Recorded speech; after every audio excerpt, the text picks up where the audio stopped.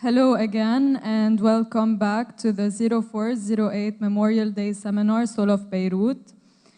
The explosion of the 4th of August took an architect's life while he was in his own project.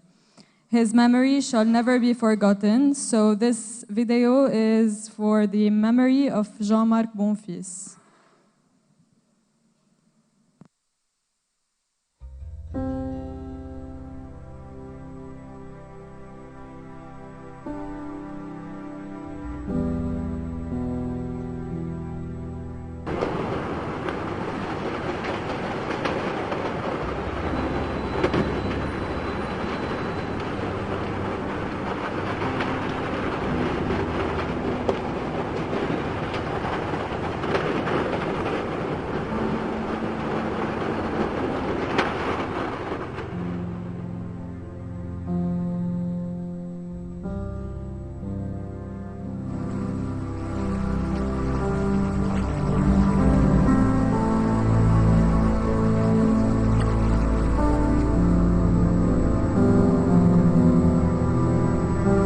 C'était un endroit qui ne devait pas être l'endroit in hot de Beyrouth. Et en face de ce bâtiment-là, qui est devenu une icône en fait, il y a un autre bâtiment iconique qui est le bâtiment de l'électricité du Liban. Et le bâtiment d'électricité du Liban a un très grand jardin qui était dans le temps ouvert au public. Et l'idée était de venir marquer cette porte de Beyrouth par ce jardin vertical.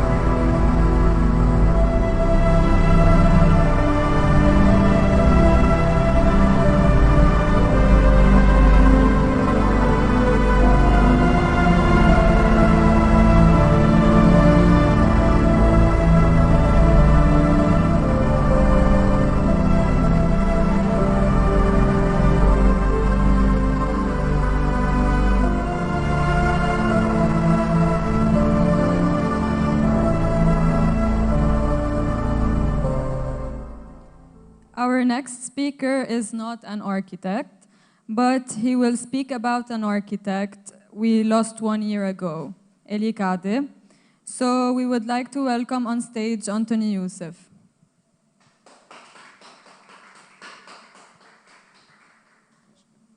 Yes. Good evening. First of all, allow me to introduce myself. I am Anthony Youssef, a Lebanese film director. We are gathered here today to pay tribute to the people who left us on the 1st of August. And I was asked as well to pay tribute to my best friend, the vibrant interior architect. Paradoxically, Eli didn't die on the 4th of August. He died 3 days before, and at the age of 30 on the 1st of August. How did he die? An electrical shock. He was a healthy guy, and his death devastated us. Now, the Lebanese Big Bang happened, and for me, a person who is already in grief, for the first few minutes of the not knowing this unexplained noise, I thought this was the end of the world. The last chapter of 2020, the unfortunate year. Now, what relates Eli to all of that? On that chaotic day, we first noticed the pink smoke in the sky of Beirut to discover the exact day that is the same smoke painted by Eli on his last painting. Here's the painting. The painting he called Infrastructure, representing Beirut in the 70s. As you can see here, we have the Saint George, the egg, and the Dolce Vita of the 70s. Images and stories of the explosion started to show on TV and social media, and the journey of decoding Eli's last painting started as well. Please, I want you to take what resonates with you. You can consider it either a prediction or a coincidence. So here we have the similarity with the smoke, the pink smoke. On this slide, we have the similarity with the grain silos, the ruins. Here we have people laying and some parts of them detached. Here we have the shattered glass. Eli connected all the elements of his painting with this pattern. Here we found this picture on social media of this red vintage car shot at the same angle as the car in the painting. And here, the vintage camera, I believe it's a representation of the worldwide coverage of that day. Here we have the foreign military at the port. So if we, I have still, okay. Okay. A few days before the blast, or maybe a few days before August, Eli posted this photo on Instagram, him looking at the port, and he captioned it, "Peace for Beirut, Salamun li Beirut." I would like to go through as well his last TV set design. Alexandre already mentioned it. This set was for an entertainment TV show that was stopped on its first screening on the 17th of December, the same day Saura started. So this design was used again for the very first time to discuss the blast on the same week.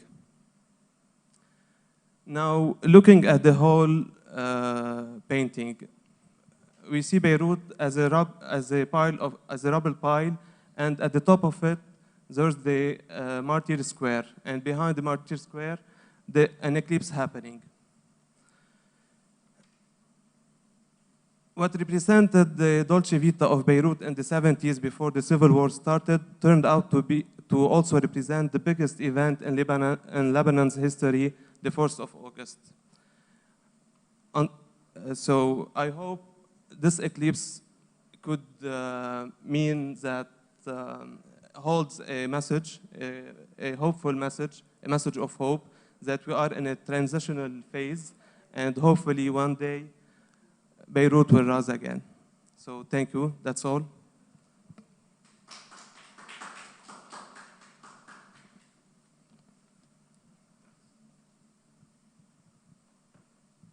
Thank you so much. Our fifth keynote speaker is Charles Hajife, a Lebanese architect who built numerous projects in Beirut, in which many were highly affected by the blast. Mr. Hajife will be sharing with us his aspirations in a presentation entitled The Truman Show.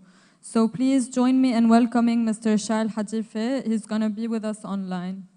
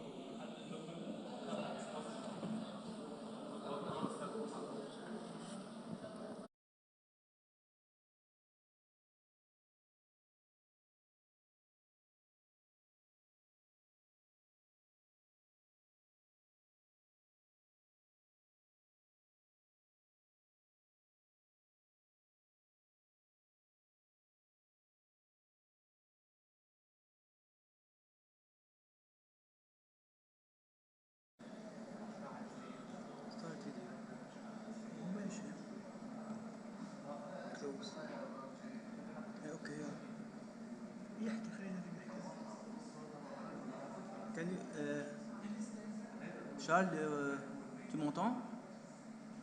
Tu arrives à m'entendre?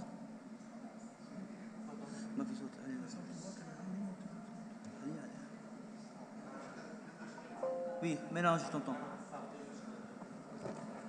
La connexion est claire? Oui, tout est clair. Très bien. Mais s'il vous plaît, haussez votre voix pour qu'on arrive à t'entendre, ok? Merci. Je pense que la connexion est positivement. C'est bizarre, pourtant je suis pas au Liban. Peut-être. Attends. Ça va mieux là?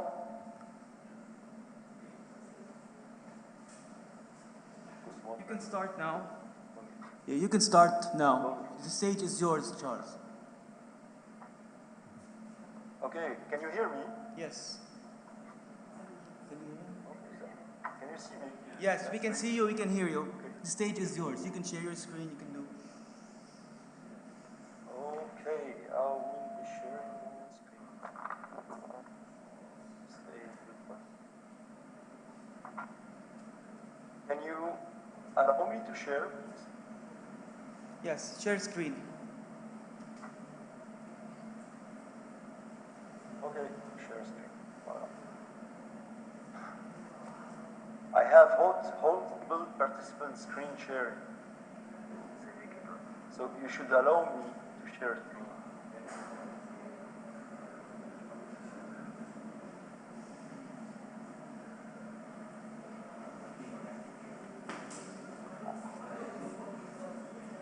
Well. So, am I allowed to share my screen?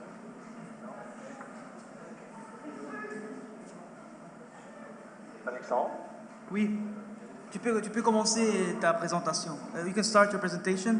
Oui, Share c'est your... mon screen en fait. Ma présentation commence avec un screen. Tu dois faire share screen. Tu dois... Je dis share screen, mais c'est de chez vous. Host disabled participant screen sharing. Oh, ok. C'est de chez vous. You have to activate it from your part. Ok. Eli, بسرعة.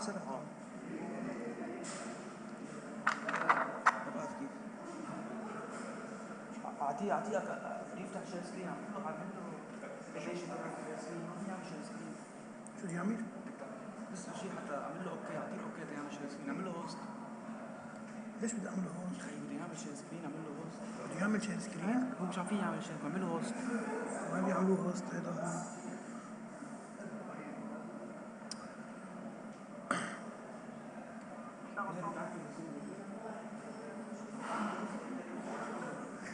No. تعرف كيف نعمل هوست؟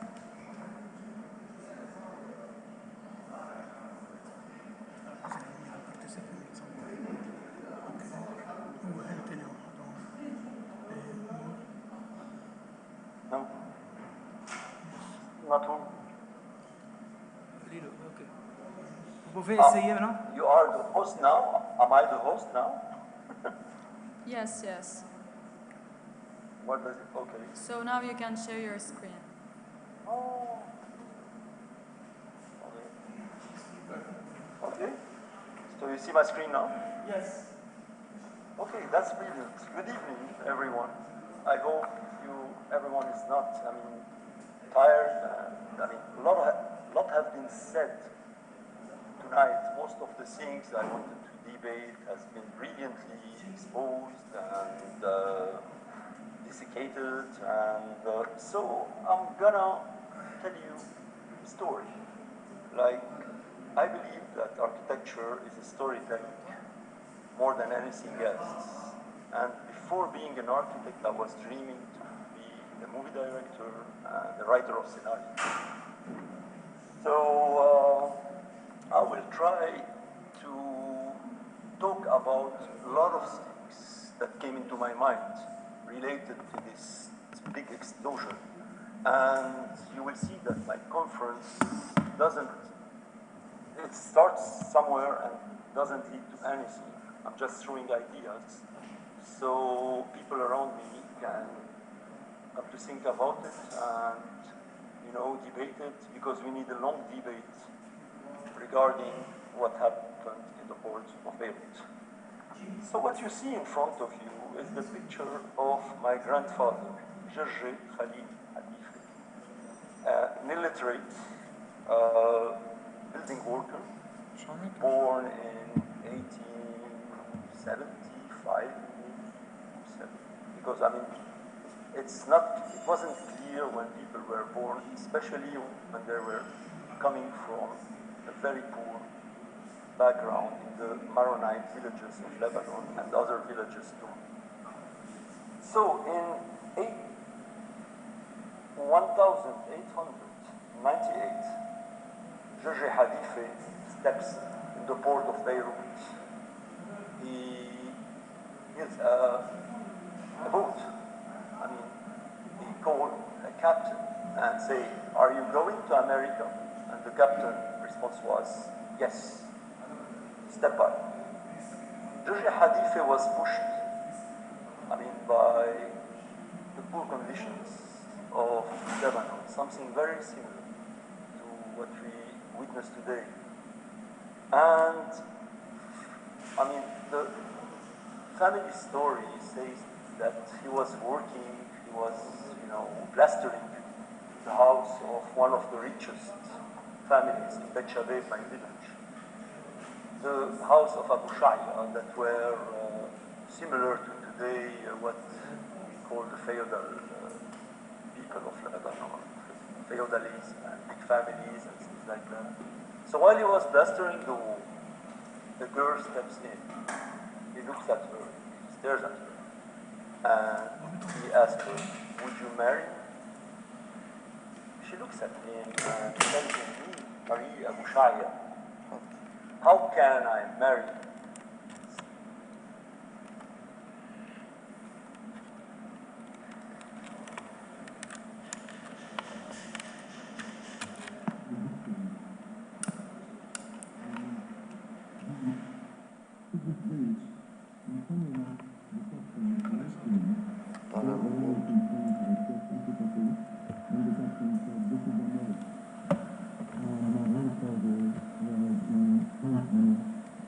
شيك طالع صوت من عنده والهم مش بيجينا شيكوا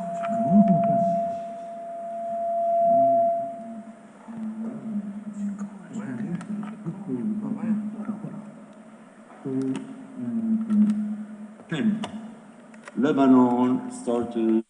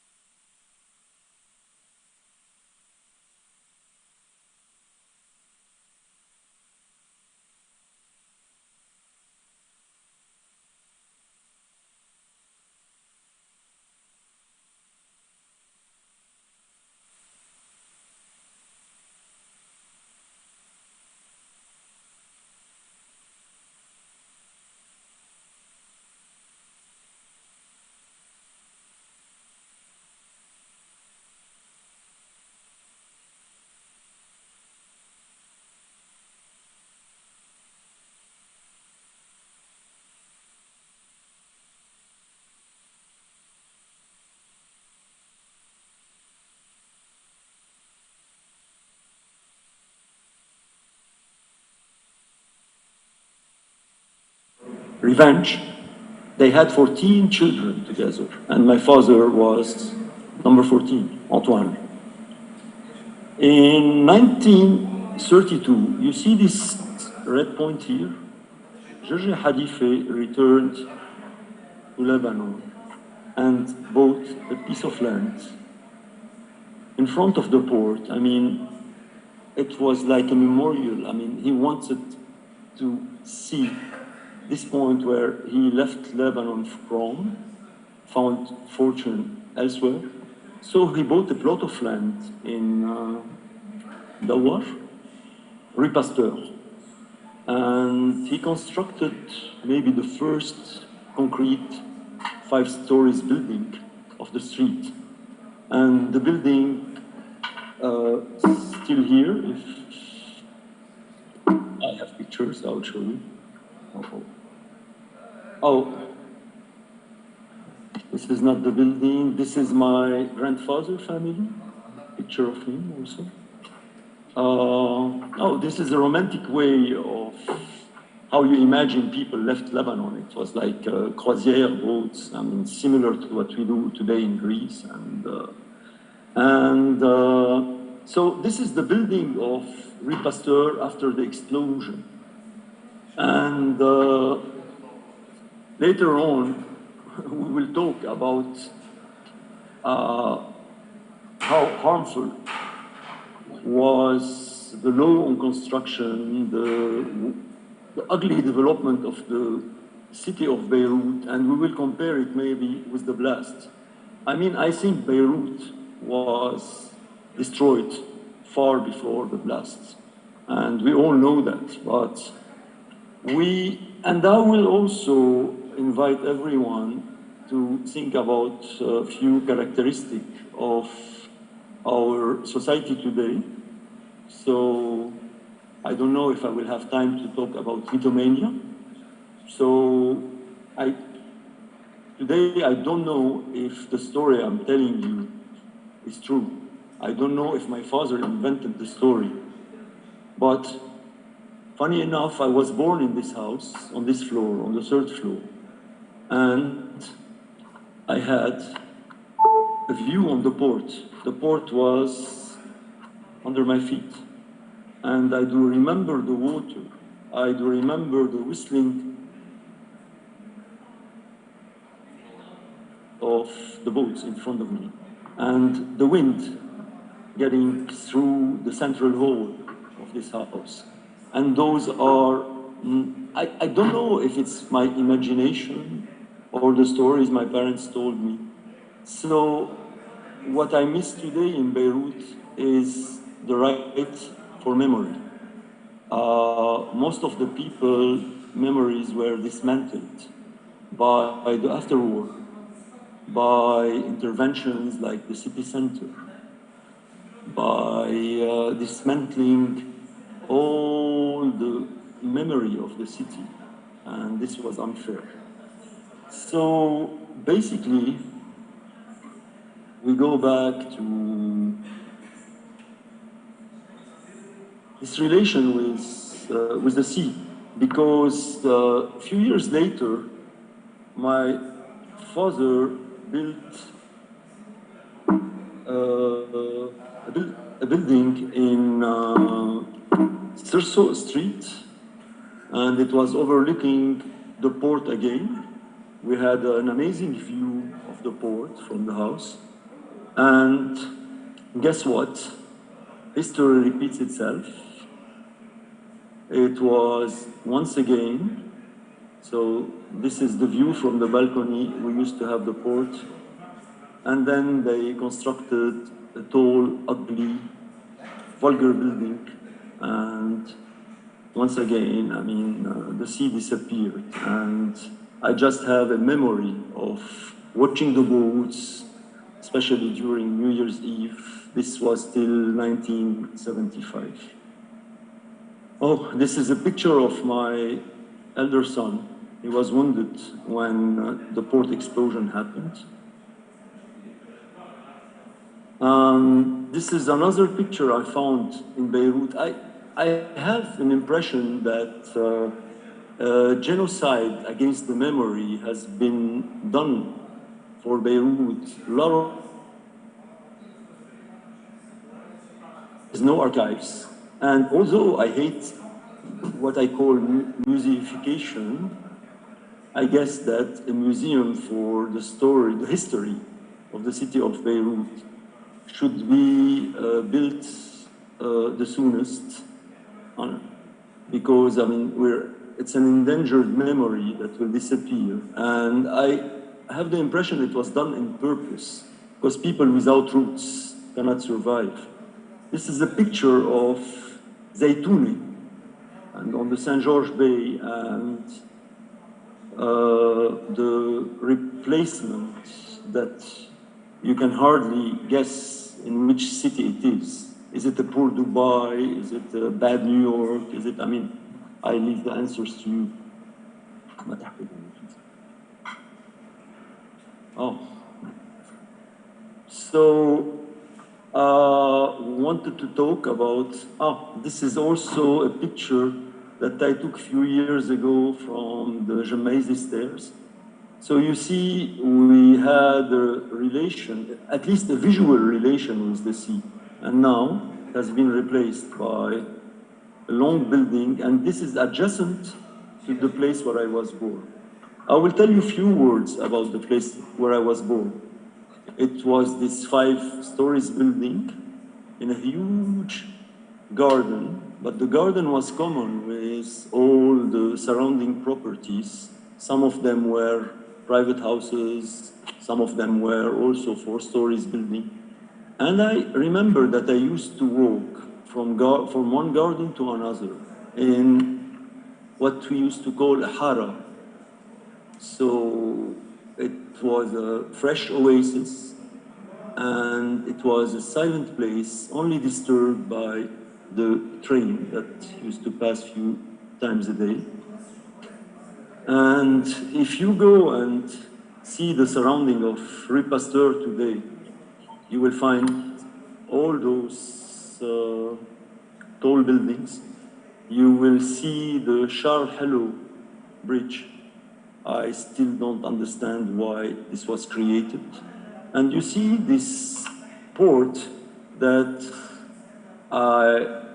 this port area that I have only in my memories, and few documents to check my memories if it's mythomania, also another act of mythomania, or schizophrenic approach of seeing. And I had the chance to visit, to see, or I mean, any port is a place where you can walk. It is connected to the city. And if you are in Ashrafieh, unless you are the owner of a penthouse, you hardly realize that Beirut is the city on the sea. So, I mean, I will not propose solutions. The disaster is far beyond what we imagine. I mean, sometimes I go to conferences and people start talking about a fast train and things like that. And, you know, Beirut is a city, the emergencies are quite different. I think we need to restore some pedestrian paths, to put a lot of trees, to lower the temperature. So very low-key interventions to restore a walkway and stitch areas in between each other to create synergy, contacts, and living together process. I mean, by living together, I don't intend the different religions, communities. Sometimes I'm talking about, you know, people from the same street. Gentrification has pushed the natural inhabitants of Beirut away in suburbs, and there is those buildings, you know, like fortifications with gates and dogs and security people. So there is no more relations between the neighbors. And the new architecture with the closed balcony doesn't encourage this. Many ideas I wanted to talk about the port. I mean, this port also, I witnessed also the departure of Palestinians. I was stuck on one building taking pictures for news agency. So I saw again a departure, and I came back also from this port. My grandfather, Hajife, his wife also died in Africa, and the coffin came back from the same port. And he returned from the port to die in Lebanon. My father used to the port to travel when he was 15 to Africa. And his dream was to return to Lebanon. He was born in France. He was granted a French passport. And he wanted only to be Lebanese, to return to, he was a grounded person. I don't know if he had memories of Lebanon, he was pushed by. I forgot to tell you that Hajife, when he got married with Marie, he bought again all the Abu Shaya properties and offered them to his wife and told her, I'm still the poor plastering man working in your house, and this is your property, and if you invite me to stay here, I will be very happy. So the history of my family is, I call it the eternal returns to Lebanon. I left Lebanon in 1991, 13th of October, when the country was invaded once more. I don't know if we can talk about invasions, because I mean, it depends of the point of view of the people talking about the facts. So I left to Sierra Leone. I won a competition. I was 23 years old to construct a hotel. And I founded an office in France. And when I was about to be granted the nationality, Antoine Hajife, my father, reacted violently and said, we only can have one nationality. We can belong to one place. And this place is Lebanon. So I came back to Lebanon. And I wanted to think that I was a talented architect. And all the commissions that people wanted to give me I judged them mediocre. So I did publications about food and the first tourist guide for Lebanon after the war. And I started the restoration. So restoration of the old houses, because it was disappearing very fast. And in Beirut, my intervention were to go to any developer when I used to know that an old building would be demolished, and I was offering preliminary designs to prove to those people that they can keep the existence and add some structures that on the long run, this will prove to be more feasible, and do long studies and explain with case studies about civilized countries, what they have done with the heritage and everything. So I became the guy that none of the developers wants to see for 10 years. And after all, I mean, I joined also the destruction forces of Beirut. I mean, so whenever a developer proposed to me to build on a land, I mean, an empty land, I just followed the bylaws that are not adapted to Beirut. And to introduce some social issues and some different issues. So I had, you know, the work of architects in Lebanon is impossible because you have to obey by the bylaws that were written by incompetent engineers, I mean, in the 70s, 80s, 90s, modified 1,000 times, so it's full of contradiction.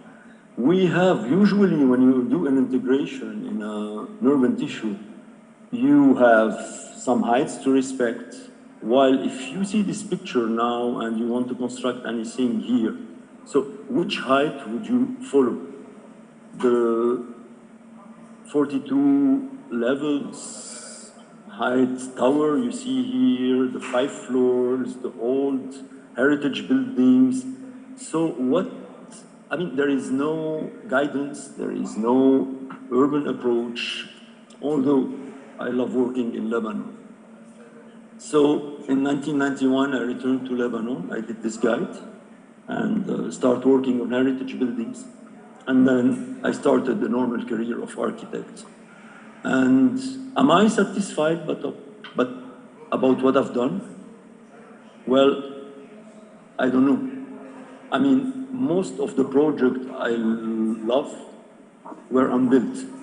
Although we've done few fair, good buildings. Because for me, a good building is a building that blends in a surrounding, that is inspired by a reality, by a story, by facts, by, traditions. So sometimes I try to translate traditions, and I don't mind even the imitation. So in a destroyed country like Lebanon, I think it's not a shame to do copies of the old tissues, because we hardly have one street. To preserve a building by itself doesn't mean anything. You should preserve areas, you should preserve the living traditions, so essentially the people that lives in an area. So because I have to do it, I will show you a few projects we've worked on. So this was a project we studied in Anfi, and we've tried to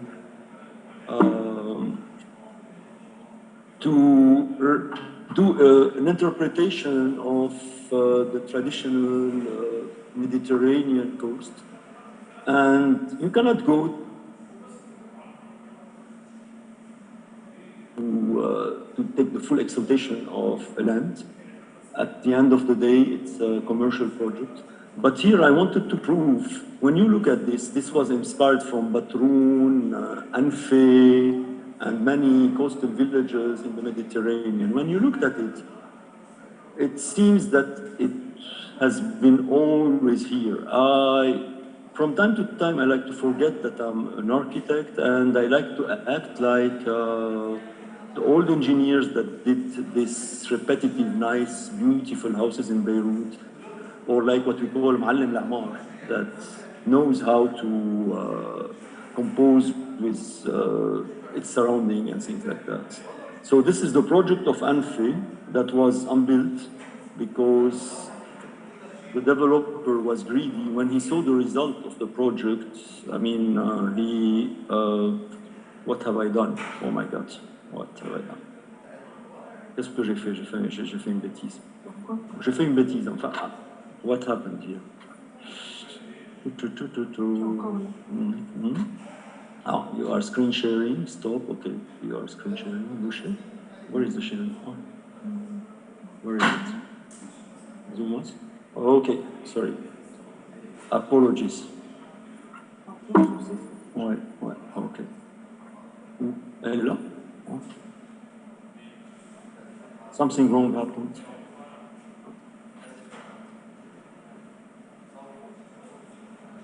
You screen sharing exposed. Oh, voilà. Okay. Okay. That's good. So this is the Anfi non-constructed project.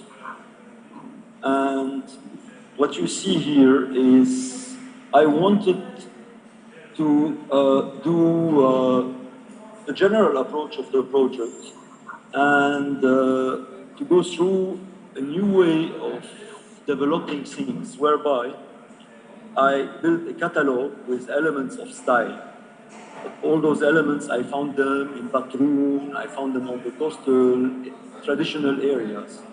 So I took all those elements and put them in a catalog.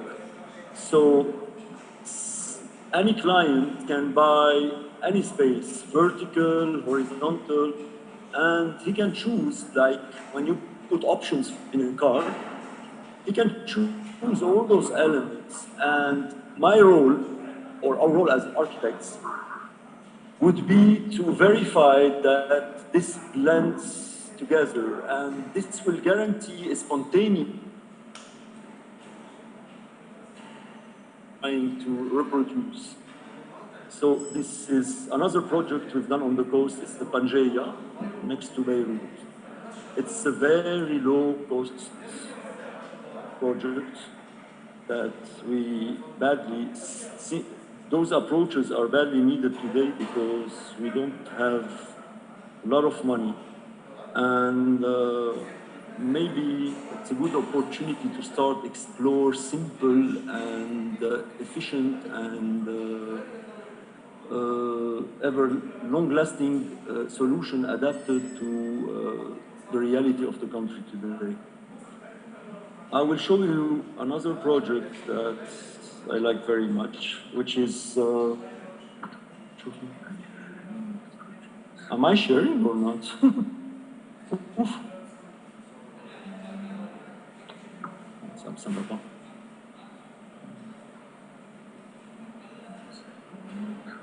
Aman, stop share? Okay, stop share. Okay, so we do it. Share. Sorry, I apologize. Something went wrong. Qu'est-ce que je fais là? Ok, ça. Ouais. Non. Voilà. Ok, ça c'était. Ok, this was unfree. Okay. Am I sharing now? Okay.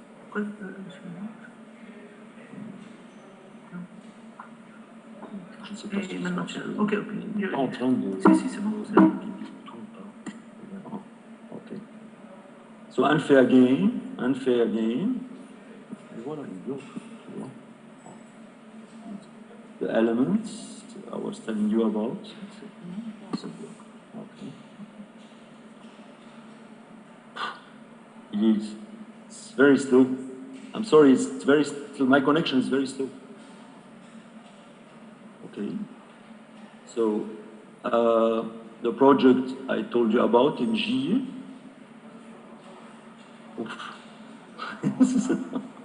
Okay. Next time. So this was a building in Hamra. I don't think I feel like talking about it. And this was a project that I like very much that we tried to develop in Beirut, and it was stopped in 2017. But the cause of stopping the project was the everlasting baladiyya things and wrong interventions about 50 meters and things like that. So this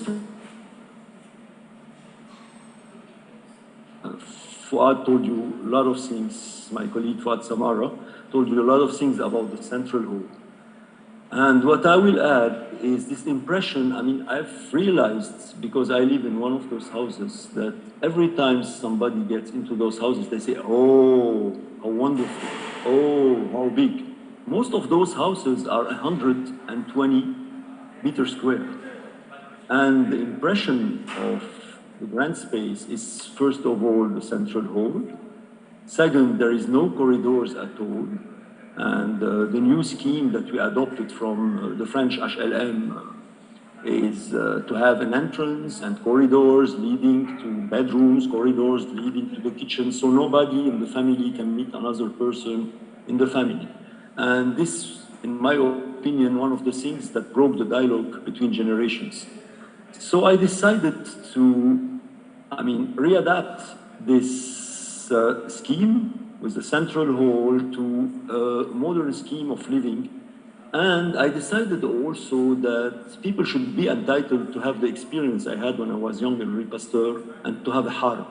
Unfortunately, with the price of land and the bylaws and everything, we cannot have a normal hara today because the land is very expensive. So I decided to create a vertical hara. So what's a vertical hara is made from?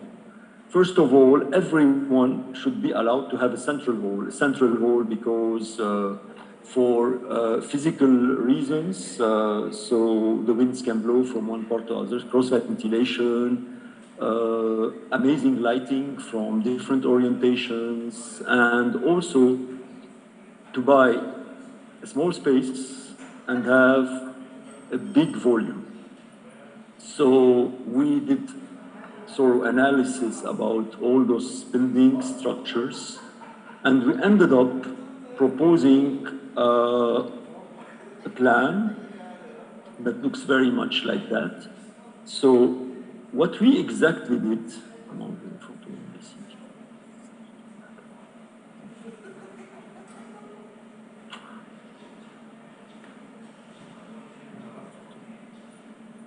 we wanted also, we were also amazed by those whispering stairs, like I called them, those external stairs in those buildings.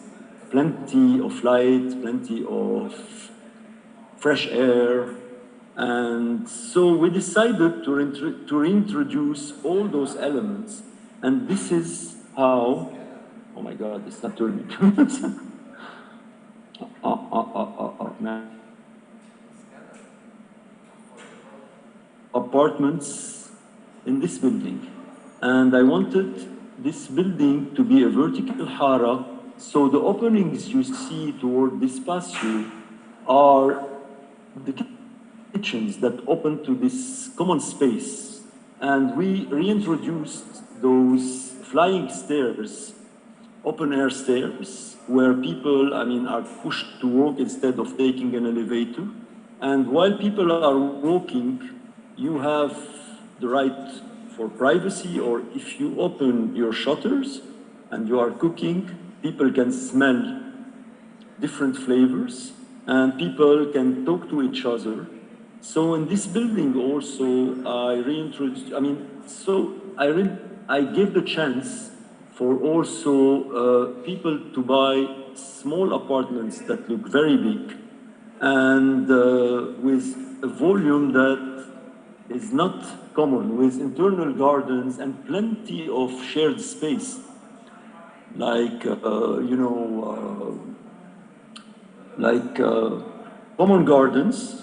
This is in the patio of the building.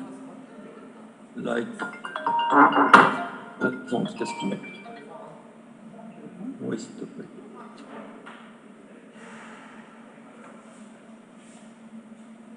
Qu'est-ce qu'il a?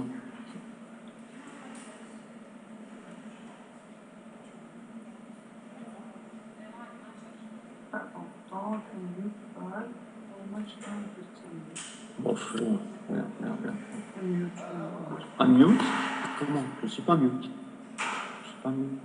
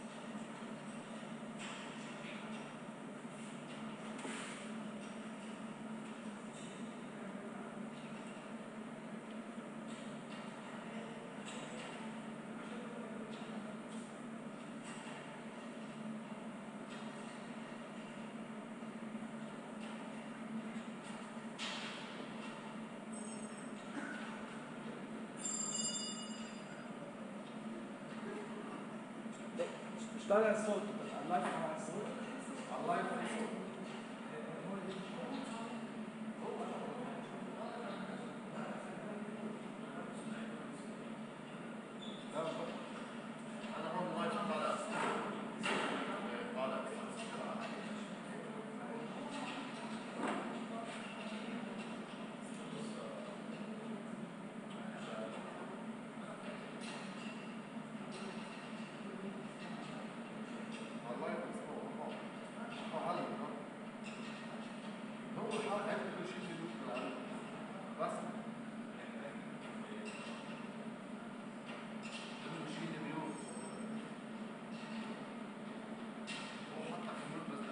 Alexandre? Alexandre, j'ai l'impression que ça déconne en fait. bon, dis à tout le monde que c'était un plaisir de parler de vous. Ah, vous m'entendez maintenant? So, thank you for allowing me the chance to speak. I hope, I mean, I was expecting to be standing in the port and start my story. There is something in French I adore. It's histoire, that means in the same time story and history. And I think any story should be linked to history. So today I live in a stone house in Lebanon with triple arch, I live in a traditional way. And all back to Lebanon. They believe in Lebanon, and we are here to stay. And I'm working today on many projects in Lebanon, and I wish I will do plenty of them. And I wish that I will offer opportunities to many architects to stay here, because we should be, I'm focusing on education, and I think education will save the country. Thank you very much.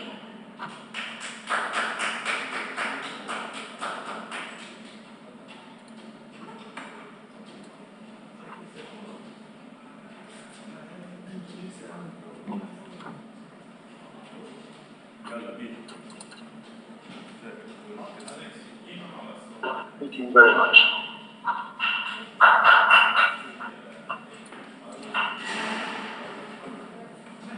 Let us welcome again the president of INSPIRELI, Mr. Karel Smejkal, whose lecture is going to be about the psychology of architecture dedicated to catastrophe. So, hello everybody. I hope that you can hear me well.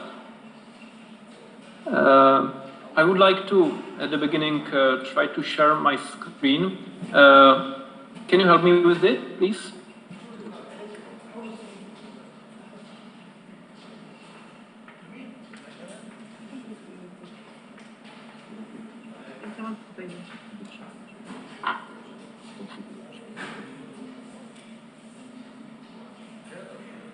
So, try it. Not yet.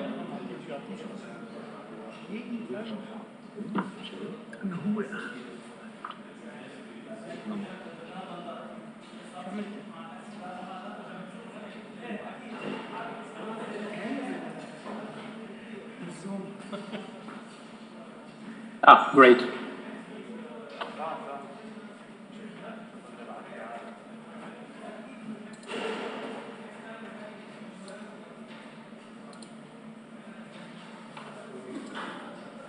Okay. Can you see my screen right now?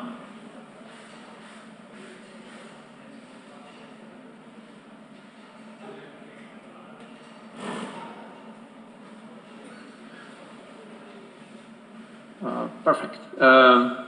So, hello again. Let me to introduce myself a little bit more. I'm here in two roles. One is, as was already said, as a president and co-founder of INSPIRELI Awards, and my second role is now as a teacher, as a psychologist of architecture.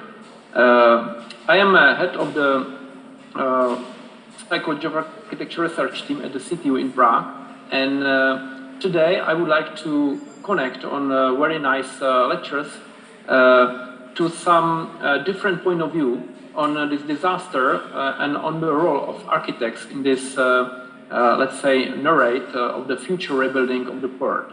And I have prepared a really brief topic, which is dedicated to a responsibility in architecture. And I would like to start with a story with me and Alex, because it was both of us who are connected by INSPIRELI Award, because Alex was before a contestant, and then he became to be a member of the jury, and then a member of our INSPIRELI crew. And half a year ago, we met together via social media, and we talked about the situation in Beirut. And because he felt the responsibility about the disaster from Beirut, we started to talk about. And the same was, it was big touch to my heart that we need to do something. That's why we decided to connect the mayor of Beirut and to offer the opportunity to invite the entire architectural community to contribute on rebuilding the port by their ideas. And the idea was to show the students that it is not, how to say, only a foreign country, that Lebanon it can happen everywhere in the world. And this is very important to take a responsibility and to do something.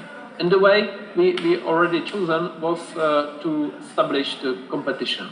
However, the responsibility is really, really interesting to focus on a little bit more from the psychological point of view and mainly in architecture.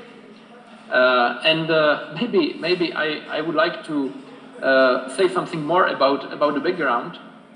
Maybe you know that the blast in Hiroshima preserved only one building, which were created by Czech architect, and this same one building here, the silo, was again created by Czech company. And this is a coincidence which we were not informed before, not me and neither Alex, and I feel it as a symbol of something what is beyond us. Let's go on to psychology of architecture and responsibility. Whenever I start my lecture at my university in front of my audience, I'm asking them, what are architects responsible or not? Yeah, and I'm offering them 3 sentences. And if architects feel responsibility for people, or they feel responsibility for their buildings, or if they are responsible only for what they are capable of. And I would like to show you our point of view on this questionnaire. Firstly, I have to say that we provided initial research 5 years ago. We asked 200 architects from 55 nationalities to write down 16 features of a successful architect. So let's imagine that I will meet you and ask you, hey, please, can you describe me by the 16 features the best architect in the world, or the best successful architect? And what has happened? In only 1 week, we received more than 1,200 answers. So it was a big amount. And from that amount, we could create this list of the 16 traits. And as you can see, here is the flexible, empathy, ambitions, imagination, personality, artistic, visionary talent. So there are a lot of features. However, when you think about the amount of architects and amount of features, there were the responsibility missing. Now I will give you a time. How it's possible that 200 architects from 55 countries forgot to write down the responsibility as an important part of a personality of a successful architect? We had to research that because it was a very big surprise for our research team. So, it is because when you look at architects and their product, it means architecture, it's not a product of irresponsible people, of irresponsible creators.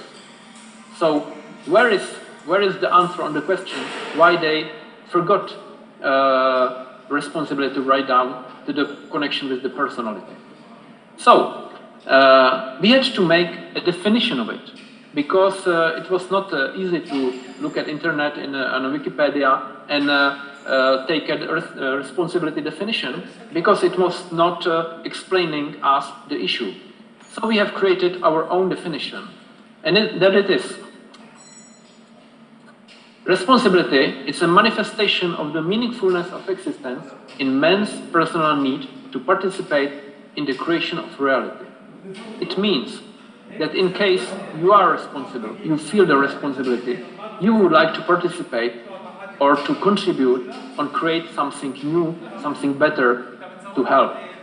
That's why I started this lecture with Alex and me talking about the Beirut port disaster.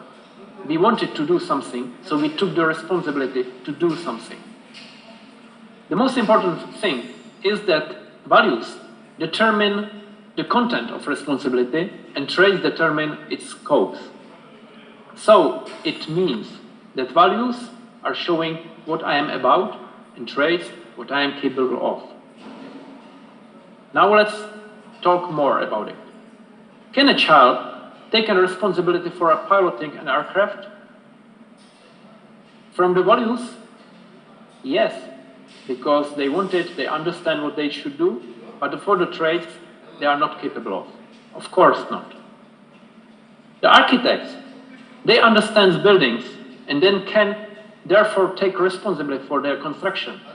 Because I'm an architect, I studied 6-year architecture, and it was all dedicated to creation of the construction of the buildings.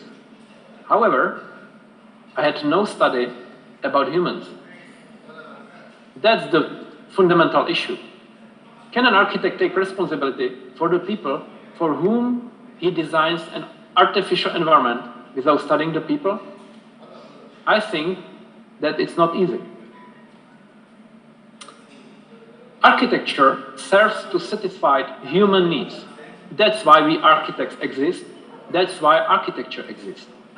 However, the psychology is the science that studies them. So, let's look at this architecture. I found this picture in the website with the most ugly architecture in the world. On the left side, you can see the traits nominated by 200 architects as traits of a successful architect. And here you can see, can it be possible to stop architect to do such a not good architecture? Some of these traits, for example, flexible. Yes, this architecture can be made or created by flexible architect. Yes, ambition, of course. He was really ambitious. He has big imagination. Yes, he was creative, intelligent, and he was really communicative. Because without communication, he could not do something like that. He was open, passionate, he was a good manager, visionary, talented. But when you think about this building and when it was finished, everybody, I think that all of you, you think that it's not a proper building to be built in our environment. So the only thing, only one trait can stop him to finish this building, to create it. And I think that it is the missing responsibility. Because the responsibility is, again, the will to contribute and to creation something good, something responsible, not for me, but for the rest of the population in that area. So the architect's task is to move man from the mode of wanting to the mode of needing. Because people often want what they don't need. We are a service for people. Architects need to think about the people of Beirut when they will make a proposal of how to change this area. So this is what I wanted to highlight today, that it is the responsibility. And it was the responsibility what made me to go to visit the port in the day of memory, 1 year after the disaster. So this is the end of my very brief presentation, and I hope that I opened your minds to focus more on the people before you will start to create an architecture. Thank you for your attention.